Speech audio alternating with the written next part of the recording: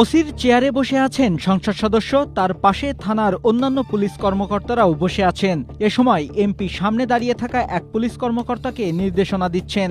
এমন একটি ভিডিও সোমবার সামাজিক যোগাযোগ মাধ্যমে ছড়িয়ে পড়লে তা ভাইরাল হয়। এরপরই বিষয়টি নিয়ে পক্ষে বিপক্ষে আলোচনা সমালোচনার ঝড় ওঠে। 5 এপ্রিল ময়মনসিংহের ফুলপুর থানায় ঘটনাটি ঘটেছে।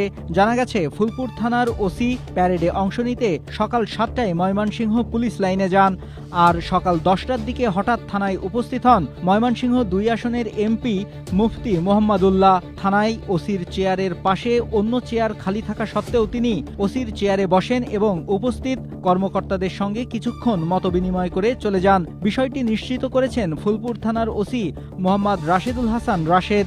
আমার চেয়ারের পাশে একটা চেয়ার নাকি তাকে দিয়েছিল বসার জন্য, কিন্তু তার যে নেতৃবৃন্দ সাথে আসছে তারা নাকি বলছে যে আপনি ওসির চেয়ারে বসেন, এভাবে আর কি উনি বসছেন।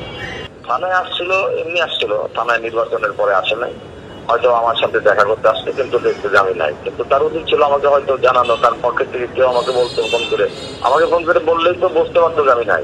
এমনি শুনছি হাসপাতালে আসছিল, হাসপাতাল থেকে আবার নাকি থানায় আসছিল, আমার চেয়ারে বসতে পারেন না উনি।